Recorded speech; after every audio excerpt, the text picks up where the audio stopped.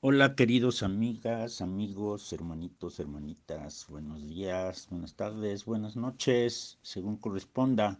Yo soy Ucán, del CRES de Pómera, y en esta ocasión quiero rendir homenaje al maestro espiritual mexicano, don Antonio Velasco Piña. Su firma galáctica maya era viento cósmico, y el pasado 27 de diciembre del 2020, un día caminante del cielo cósmico, decidió continuar su caminar en otra dimensión. Gracias, maestro, por haber vertido en tantos mexicanos el amor a México. Te vamos a extrañar. El maestro Velasco Piña fue autor de más de 20 libros, la mayoría relacionados con una visión diferente y trascendente de la mexicanidad. Su mentor y amigo fue Ayocuan, autor de otro libro básico para entender a México en sus raíces más profundas. La mujer dormida debe dar a luz, al que ya nos hemos referido en algún audio pasado. Su primer libro, de Velasco Piña, fue escrito precisamente por encargo de su gran amigo y maestro Manuel. Según nos contaba, tardó varios años en realizarlo por la profundidad y extensión del tema. El encargo fue escribir un libro con el relato sobre Tlacaelel, el azteca entre los aztecas, el gran Cihuacóatl, el portador del emblema sagrado.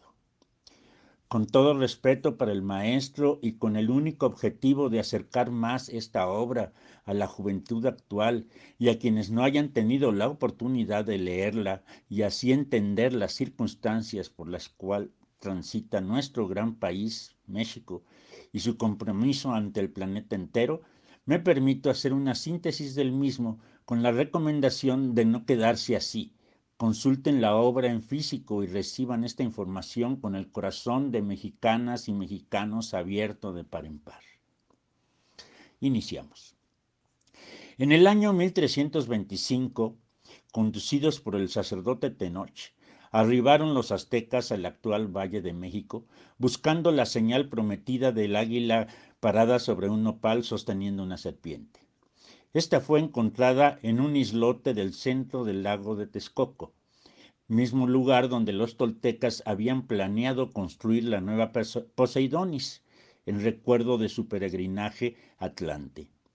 Cuando los aztecas se percataron de la magnitud de la obra y de su gran avance, decidieron no presentarse en forma hostil, sino en actitud pasiva. Quienes ejercían el poder y el control de los pueblos circunvecinos eran los tecpanecas de Azcapotzalco, a quienes les solicitaron y les fue otorgado permiso para sentarse en el islote a cambio del pago de tributos.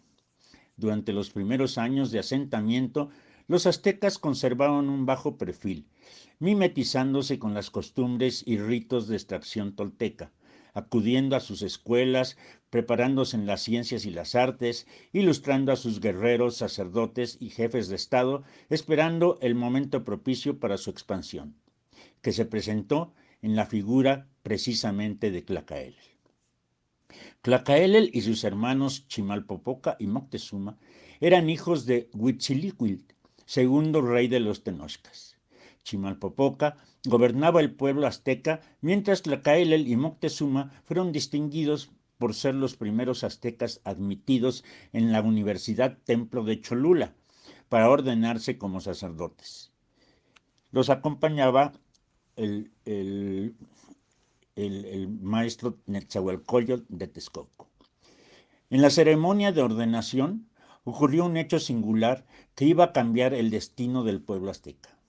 Al término de la misma, Xenteotl, el anciano poseedor del emblema sagrado de Quetzalcóatl, decidió que era tiempo de transmitir dicho emblema a un sucesor. Cabe señalar que cuando Quetzalcóatl tuvo que abandonar Tula, se quitó violentamente el emblema sagrado en forma de concha que lo había acompañado durante todo su mandato, y al estrellarse en el suelo, este quedó dividido en dos partes. Una parte quedó bajo custodia de la Hermandad Blanca de Quetzalcóatl, con sede precisamente en Cholula, y la otra parte se le entregó a los mayas en Uxmal, advirtiéndose que cuando fuera propicio ambas mitades se volverían a unir por el hombre que tuviera la sabiduría para hacerlo. Continuamos el relato. Ante el asombro y expectación de todos los presentes, los posibles sucesores fueron declinando ese honor por diferentes motivos hasta que llegó el turno a Tlacaelel, quien aceptó sin pestañear esa gran responsabilidad, convirtiéndose en el primer representante azteca con ese honor. Mastla, el emperador tecpaneca, estaba seguro que cuando eso sucediera, el honor recaería en alguno de los aspirantes tecpanecas. Y al no ser así, se sintió lleno de celo y envidia, por lo que inmediatamente tomó represalias mandando asesinar al emperador azteca Chimalpopoca.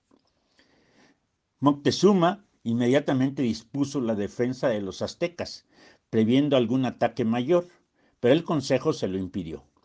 Fue en esos momentos cuando Tlacaelel, investido con su nuevo cargo de portador del emblema sagrado, irrumpió en la sesión del Consejo Azteca, quien ya había nombrado como sucesor de Chimalpopoca a Izcoatl. Sintiendo la resistencia y el miedo del Consejo para enfrentarse a los tecpanecas, pronuncia el siguiente discurso que ha quedado grabado en el subconsciente de los herederos de Anáhuac. ¿Qué es esto, Tenochcas? ¿Qué hacéis vosotros? ¿Cómo ha podido llegar a existir cobardía en el pueblo de Huitzilopochtli? Aguardad, meditad un momento, busquemos todos juntos un medio para nuestra defensa y honor, y no nos entreguemos afrentosamente en manos de nuestros enemigos. ¿A dónde iréis? Este es nuestro centro. Este es el lugar donde el águila despliega sus alas y destroza a la serpiente. Este es nuestro reino. ¿Quién no lo defenderá? ¿Quién pondrá reposo a su escudo? Que resuenen los cascabeles entre el polvo de la contienda, anunciando al mundo nuestras voces. El tiempo de la ignominia y la degradación ha concluido. Llegó el tiempo de nuestro orgullo y nuestra gloria. Ya se ensancha el árbol florido. Flores de guerra abren sus corolas. Ya se extiende la hoguera, haciendo hervir a la llanura del agua. Ya están enhiestas las banderas de pluma de quetzal y en los aires se escuchan nuestros cantos sagrados. Que se levante la aurora, sean nuestros pechos murallas de escudos, sean nuestras voluntades lluvia de dardos contra nuestros enemigos. Que tiemble la tierra y se estremezcan los cielos. Los aztecas han despertado y se yerguen para el combate.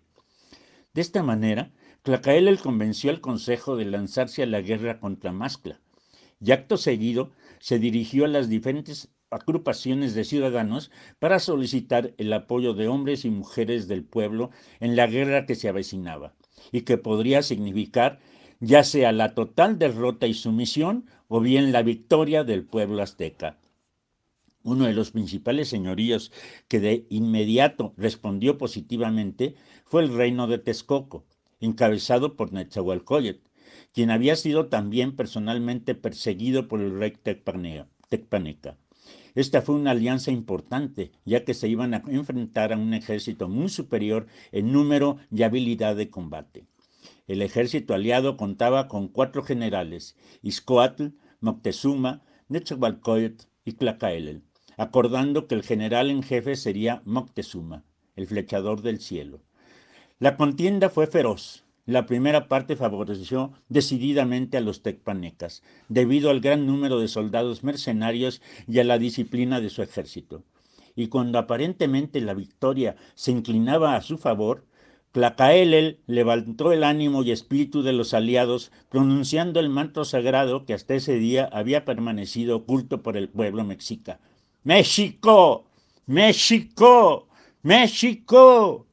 El heredero de Quetzalcóatl acababa de pronunciar en público por vez primera en la historia el nombre secreto del territorio en donde a través del tiempo habían surgido una y otra vez prodigiosas civilizaciones. Aquel vocablo era tenido como el más sagrado de todos los conjuros pronunciados por los sumos sacerdotes de Quetzalcóatl en ceremonias religiosas cuya celebración ignoraba el común del pueblo. El significado de aquella palabra era doble. Por una parte simbolizaba la expresión del principio de dualidad existente entre todo lo creado, y por otro, el ideal de alcanzar la unidad y la superación de la humanidad, mediante la integración de una sola y armónica sociedad en la cual quedasen superadas las contradicciones que separan a los diferentes grupos de humanos. la sabiduría y los anhelos de varios milenios de cultura sintetizados en una sola palabra: México.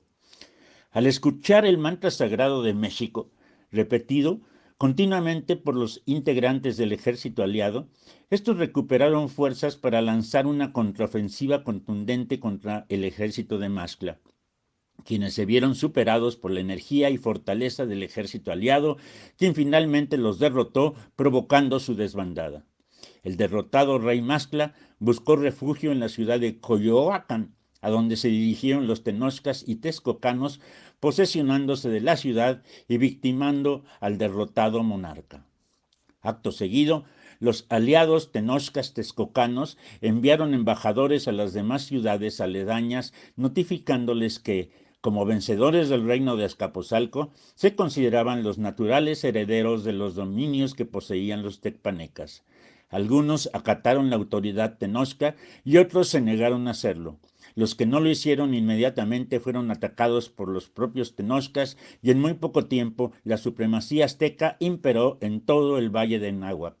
Fue así como sucesivamente se fueron conquistando las poblaciones de Xochimilco, Chalco, Cuitláhuac y Mixcut.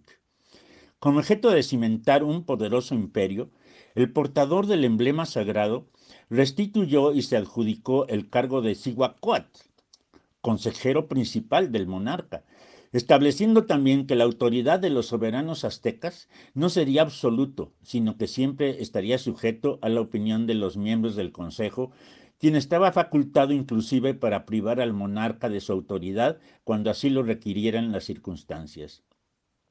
En lo que respecta a la organización del imperio, decidió primeramente formar una confederación siguiendo el exitoso modelo de la cultura maya. Esta confederación estuvo formada por 3 reinos: Tenochtitlán, Texcoco y Tlacopan. Tlacopan, aunque era de extracción tecpaneca, lo consideró políticamente correcto, ya que ese pueblo contaba con múltiples sabios y artistas que ayudarían a consolidar la cultura en la naciente confederación. Esta triple alianza fundamentó y garantizó la amistad, y no solo el vasallaje entre sus integrantes. No obstante los avances logrados, a Tlacaele le faltaba consolidar lo que consideraba su principal misión: crear un movimiento trascendente de renovación espiritual que permitiese que los seres humanos participaran activamente en el mejor desarrollo del universo. Para ello, mandó traer a los principales dirigentes de las organizaciones religiosas culturales de la región, a quienes expuso su ambicioso proyecto, que consistía en la unificación del género humano para lograr un desarrollo más acelerado y armónico del Sol, mediante la práctica en gran escala de los sacrificios humanos. Por supuesto que el planteamiento de Tlacaelen en principio no fue bien visto por la mayoría de los presentes, que eran de extracción tolteca, con una sabiduría inherente del todo contraria a la propuesta del portador del emblema sagrado. Quien se convirtió en líder de la oposición a la propuesta fue Netzahualcóyotl, quien defendió vehementemente los fundamentos de la cultura náhuatl, manifestando su acuerdo en cuanto al objetivo, pero difiriendo radicalmente en el medio propuesto para alcanzar ese fin. Una vez escuchados los argumentos en pro y en contra, los integrantes de la Asamblea decidieron unánimemente consultar al códice que responde a todas las preguntas, para determinar las influencias celestes dominantes sobre la Tierra y adoptar una resolución más acorde con dichas influencias. El método más certero para encontrar una respuesta era la del Oyama, o juego de pelota, que a través del principio de conexión entre todo lo existente en el universo buscaba reproducir en un pequeño escenario lo que acontecía en el cosmos. Para determinar a los individuos que participarían en esa ceremonia, el sitio y las dimensiones del recinto donde se celebraría y el día indicado para hacerla, hubo necesidad de efectuar cálculos astronómicos muy complicados, al cabo de los cuales se procedió a la construcción del Tachkli. Y una vez elegidas las personas que de acuerdo a su fecha de nacimiento concordaran con las influencias ejercidas sobre ellas por los astros, tuvo lugar el excepcional ritual ante la presencia de los integrantes de la Asamblea y los representantes de la Triple Alianza. Al término de la ceremonia, el resultado fue contundente. La supremacía de Huitzilopochtli por intermedio de Marte y del Sol impregnaba a la Tierra de poderosas influencias bélicas, bajo cuyo dictado se generarían incesantes enfrentamientos entre los seres humanos. En vista del resultado, Tlacaelel reiteró su propuesta como la mejor alternativa para darle atención a las energías prevalecientes en el cosmos. Netzahualcóyotl se mantuvo firme oponiéndose al proyecto de su amigo Tlacaelel, pero a la vez, tomando en consideración el resultado del ritual, solicitó la exclusión de los texcocanos a cambio de no interferir a los planes trazados por Tlacaelel, quien por su parte se comprometió a no implantar la decisión dentro de los confines del reino de Texcoco.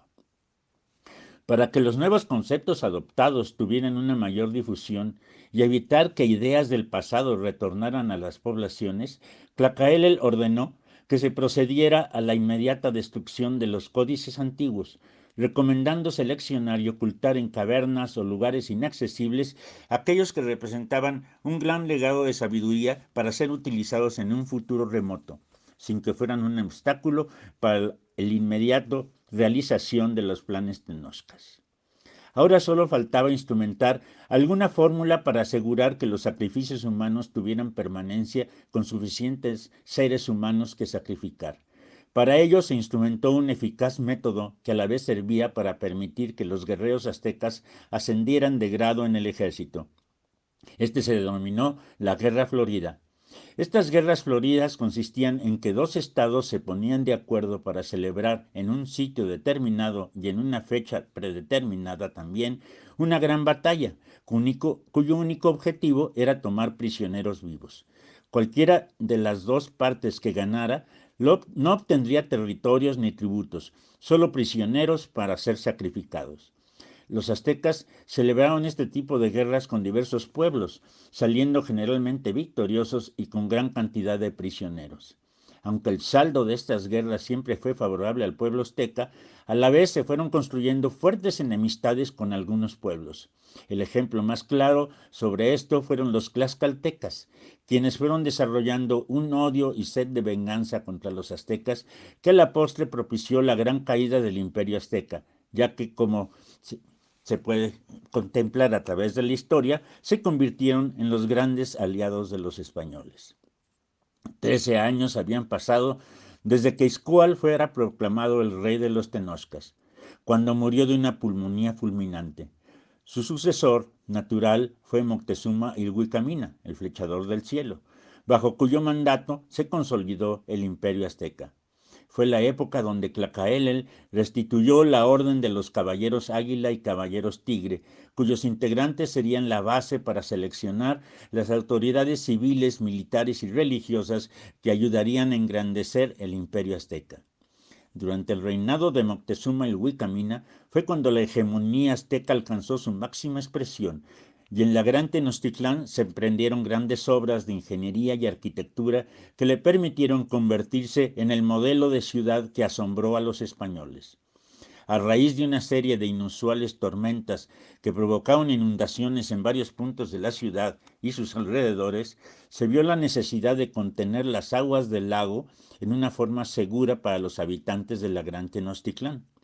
Netzahualcóyotl, que además de gran legislador y poeta tenía un vasto conocimiento sobre ingeniería, fue consultado al respecto, acordándose realizar una ambiciosa obra hidráulica encaminada a separar las aguas saladas del lago de Texcoco del agua potable procedente del lago de Chapultepec, con la construcción de un largo acueducto que condujera a esta última desde su nacimiento hasta el centro de la ciudad azteca. A la llegada del año 2 pedernal, dos fallecimientos impactaron a Tlacaelel y al imperio azteca, Moctezuma y Netzahualcóyotl. Ambos habían sido elementos fundamentales en la construcción del imperio, y con ellos se cerraba una época en la historia de la náhuatl. La sucesión del mandatario azteca quedó en manos de Axayácatl, joven guerrero nieto del propio Moctezuma, que conjuntamente con sus hermanos Tizoc y Ahuitzol habían destacado en su ordenación como guerreros águila. Aunque la extensión del dominio azteca cada vez era mayor, Tlacaelel siempre tuvo en la mira a la región de Michoacán, por lo que se decidió, ahora bajo el comando de Axayácal, enviar el ejército imperialista a conquistar el reino Tarasco. El resultado de esa campaña no pudo haber sido más desafortunada, ya que se encontraron con un pueblo valiente y dispuesto a defender su independencia bajo el comando del general Zamacoyácuac, quien previamente había sido soldado en el ejército azteca y conocía sus eficaces métodos y estrategias de combate. Una sensible baja en esta campaña fue una herida en el cráneo de Axayácal, que le impidió continuar con su mandato, sustituyéndolo durante su recuperación la propia figura del Cihuacóatl. Mientras tanto, considerando Tlacael que el condicionamiento impuesto por el propio Quetzalcóatl respecto a la unión de las dos partes del emblema sagrado se daba cumplimiento en su persona, mandó solicitar al reino maya la entrega de la otra parte que estaba bajo su custodia. La respuesta no se hizo esperar y fue totalmente negativa, por lo que a pesar de lo avanzado de su edad, decidió emprender un viaje hacia la región maya con objeto de entrevistarse personalmente con el sumo sacerdote portador de la otra mitad del símbolo sagrado, acompañado de un pequeño contingente de servicio y una escolta comandada por Tizoc. Durante el trayecto, Tlacael recibió muestras inequívocas de sometimiento ante su investidura de portador del emblema sagrado. Y al cruzar por las intrincadas selvas sureñas, se encontraron a su paso con innumerables restos de edificaciones antiguas que atestiguaban y guardaban grandes conocimientos en su interior. Una de ellas llamó poderosamente la atención de Tizoc, quien le hizo saber a Tlacael de su existencia. Este, llamado por la curiosidad, decidió investigar personalmente el sitio y, guiado por su extraordinaria intuición, se dirigió hacia un montículo en donde se localizaba un pequeño santuario sobre una angosta y elevada pirámide. Penetrando a su interior y encontrándose con un enorme bajorrelieve con una gran variedad de jeroglíficos. Comprendiendo que se hallaba ante un hallazgo de singular importancia, decidió que la comitiva acampara en ese lugar con objeto de darle tiempo de copiar y traducir el contenido del mensaje. ¿Cuál no sería la sorpresa del Cihuacóatl cuando se percató que el contenido del mensaje se refería a una cosmovisión referente a las influencias celestes que prevalecerían sobre el territorio de lo que se conocería como México? Primeramente se percató de que México estaba destinado a ser el lugar en donde se desarrollarían las más altas culturas, y por ello era muy importante la armonización de los diferentes grupos humanos que coincidieran en su territorio.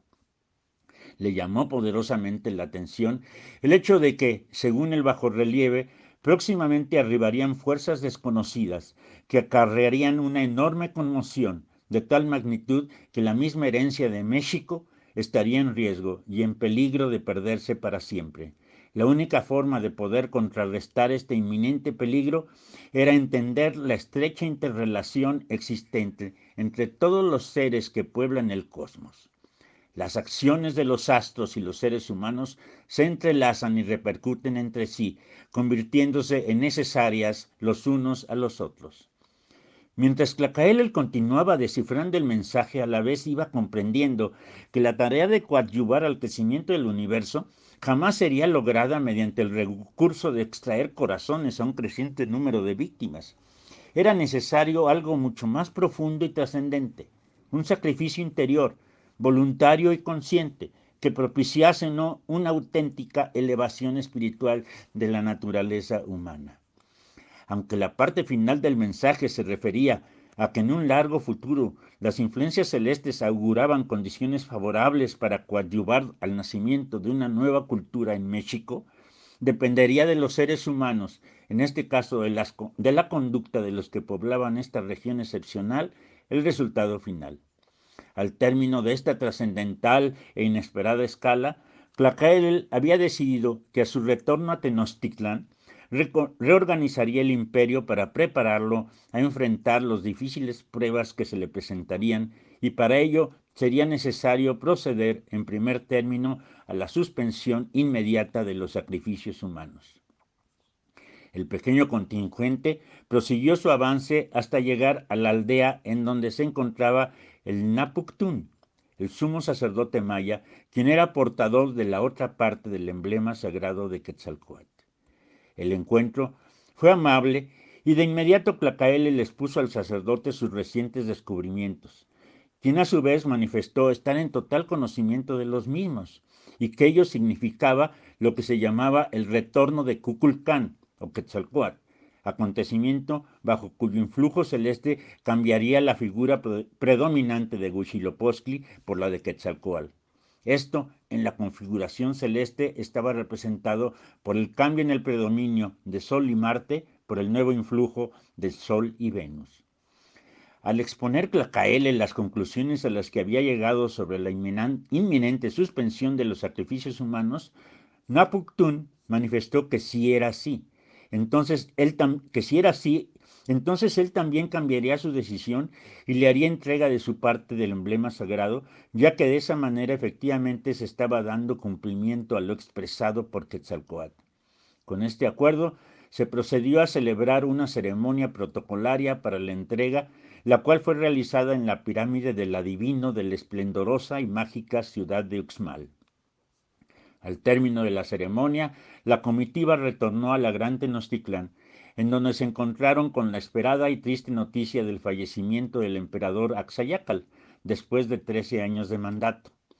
Ante el asombro de la asamblea, que esperaba que el sucesor natural fuera Ahuitzol, dada su gran capacidad militar y administración, a solicitud de Tlacaele el honor recayó en su hermano Tizoc, quien así fue designado como su sucesor.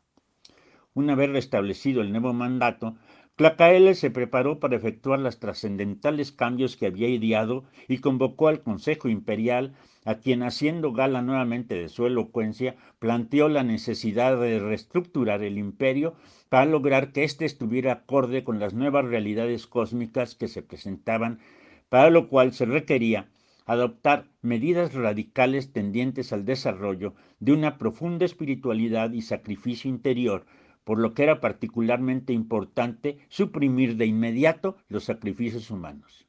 El impacto de sus palabras sacudió en su interior a los presentes, que a primera instancia no alcanzaban a asimilar la trascendencia de las mismas. En particular, para Huitzol, el gran guerrero, lo expresado por Tlacaele era contrario a sus ambiciones e ideales aztecas, y cualquier personaje que los confrontara se convertiría automáticamente en su enemigo personal. Con estos pensamientos, Ahuitzol tomó una decisión. Ese día por la noche se encaminó a las habitaciones de Tlacaele con una lanza en su mano derecha y sin mayor duda ni consideración la arrojó en contra del portador del emblema sagrado, con tal puntería que el flamante emblema recientemente unido saltó en pedazos ante la fuerza del impacto y la lanza al final se depositó en el propio corazón del heredero de Quetzalcóatl, quien cayó inerte sobre el piso. De esta forma terminó la vida del gran reformador azteca, forjador de uno de los más importantes y trascendentes imperios en la historia del planeta Tierra. Ahuitzol retornó a su hogar durante su esposa Tiyanacapantzin había dado a luz a un hermoso niño que lucía fuerte y saludable. Al clavar la mirada en los ojos del bebé, se percató de que tenía la misma penetrante mirada que Tlacaele. Los ojos duros de Ahuitzol sufrieron una transformación y comenzó a llorar, mientras pronunciaba el nombre que debería llevar el recién nacido durante su estancia en la tierra, Cuauhtémoc. Así termina esta grandiosa crónica que el maestro Velasco Piña dejó plasmada en su primer libro y subrayando la importancia, no se queden con lo narrado, busquen la lectura original. Estamos viviendo momentos importantísimos en que lo que provocó la muerte de Tlacaele es lo que va a permitir el surgimiento de esta cultura mexicana que propiciará la elevación de la cultura planetaria.